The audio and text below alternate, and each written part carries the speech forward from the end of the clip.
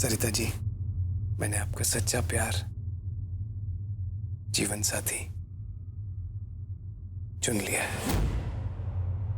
विक्रांत सूर्यवंशी, विक्रांत सूर्यवंशी, विक्रांत सूर्यवंशी, विक्रांत सूर्यवंशी, विक्रांत सूर्यवंशी।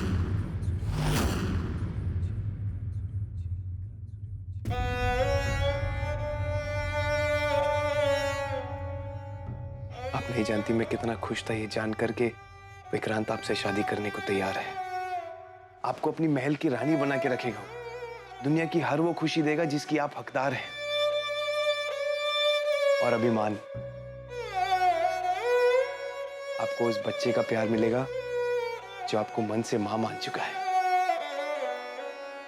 मैं जानता हूं ये बात सुनकर आप काफी चौंक गई होंगी, लेकिन मुझसे नाराज मत होइएगा। मैं बस कोई जल्दबाजी में आपको कुछ बताना नहीं चाहता था। मैं नहीं चाहता था कि विक्रांत आपको नापसंद करे और जिस तरह पहले आपका अपमान हुआ है वैसा कुछ भी हो। आपकी बेइज्जती बर्दाश्त नहीं कर सकता मैं बस विक्रांत के दिल का हाल जानना चाहता था। ये जानना चाहता था कि वो क्या सोचता है, क्या महसूस करता है आपके बारे में। और बस मैंने यही समझा है कि वो सच में एक बहुत अच्छा इंसान है, आपको बहुत खुश रखेगा। आपकी शादी एक ऐसे इंसान के साथ होगी जो मुझसे और इस परिवार से हर महीने में बेहतर है। आप बहुत जल्द मिसेस सरिता विक्रांत सूर्यवंशी कहलाएंगी। मध्य प्रदेश के सबसे ताकतवर, सबसे मशहूर, सबसे दौलतमंद इंसान की पत्नी होंगी। बस जब ऐसा होगा तो कभी रास्ते में चलते अगर ये रद्दी वाला राज दिख जाए तो पहचान लेगी ना उसे।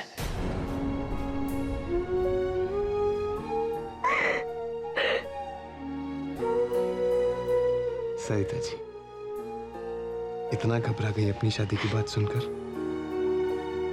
घबरा रही हूँ ये सोचकर कि आपसे दूर जाना पड़ेगा।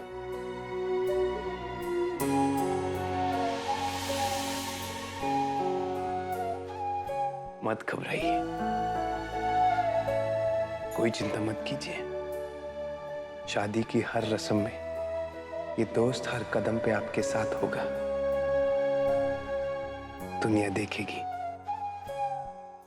कैसे करवाता है ये पति अपनी पत्नी का पुनर्विवाह।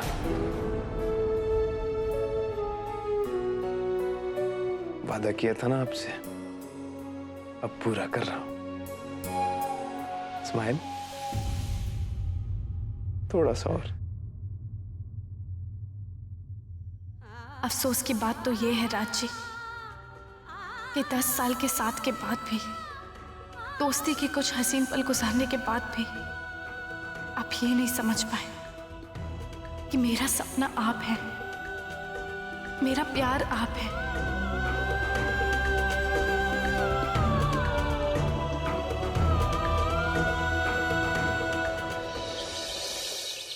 क्या वो छछुंदरी का ब्याह विक्रांत से? उन्होंने हाथ मांगा सरिता का? हाँ, खुद परख लिया उन्होंने सरिता को। आखिर एक हीरे की पहचान जौहरी को ही होती है। ओ, हीरा और सरिता, मेरी जुत्ती भी नहीं मानेगी ये बात। आइयो भाभी। भाभी नहीं, आज से ना अब हमारी दीदी। उनकी शादी होने तक ना बहुत महंगे महंगे तोहफे मिलेंगे हमको। मुन्नी, शर्म नहीं आती तुम लोगों को? इतना नीचे भी मत गिरो तोहफों के लिए। हमारी अपनी भी कोई हैसियत है या नहीं?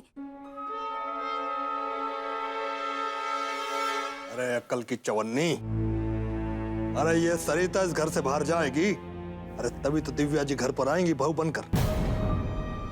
वाह बेटा, क्या खबर सुनाई है? राज बेटा, तुझे पता है ना तू क्या कर रहा है?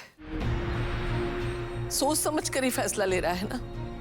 मेरा दिल क्यों कह रहा है तू बाद में पछताएगा बेटा।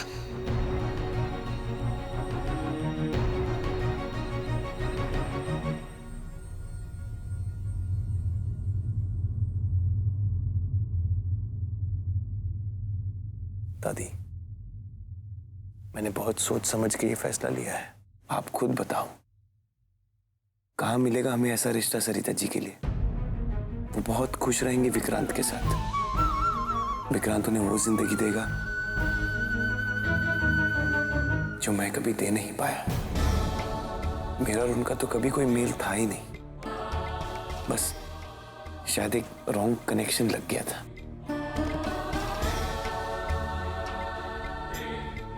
और आप ही कहते हो ना कि जोड़ियां तो ऊपर वाला बनाता है, तो हो सकता है ये ऊपर वाले ने ही तय किया हो ताकि सरिता जी का वनवास खत्म हो और वो अपनी आगे की जिंदगी खुशी से जिए, बेहतर जिए।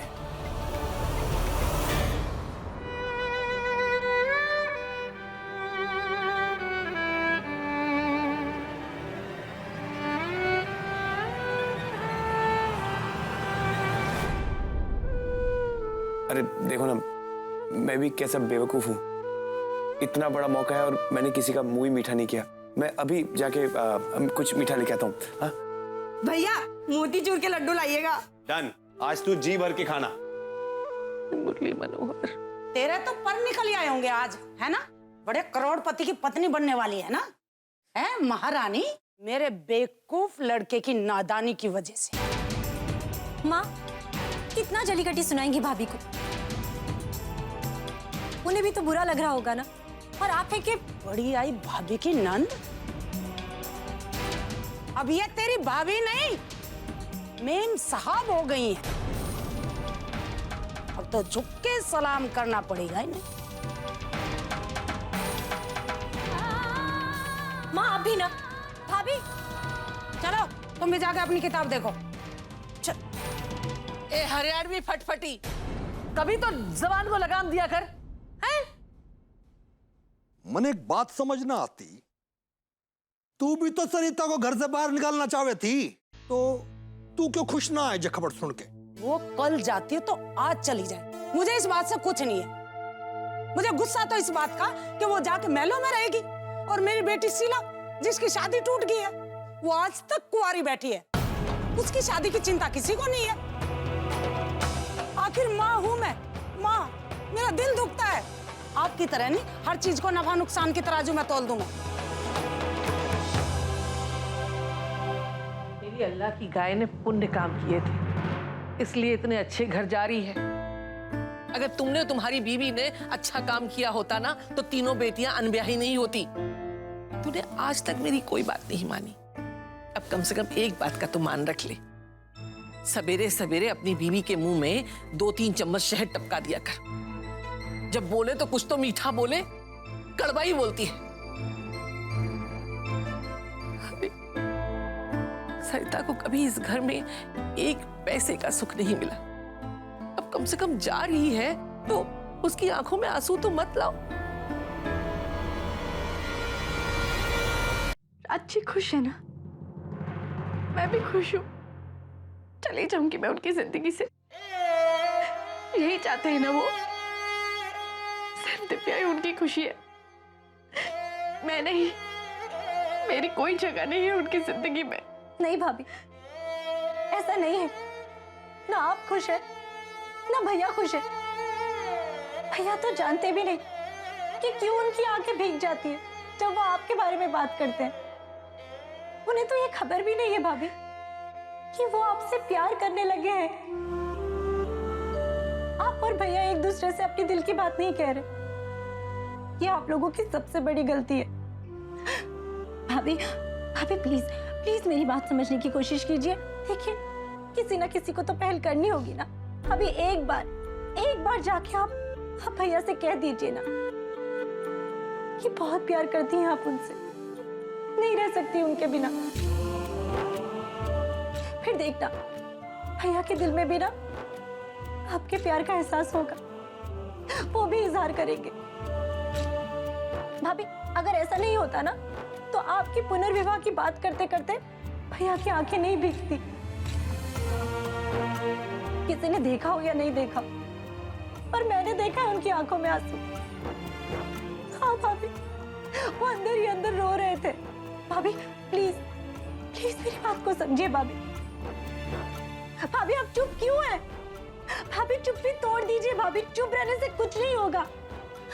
भाभी आप आज की औरत है ना, आप अपनी जिंदगी का खुद फैसला ले सकती है। अपनी जिंदगी के फैसले खुद लीजिए भाभी। कह दीजिए सबसे कि नहीं करना आपको पुनर्विवाह। प्लीज भाभी, प्लीज कह दीजिए, वरना बहुत देर हो जाएगी भाभी।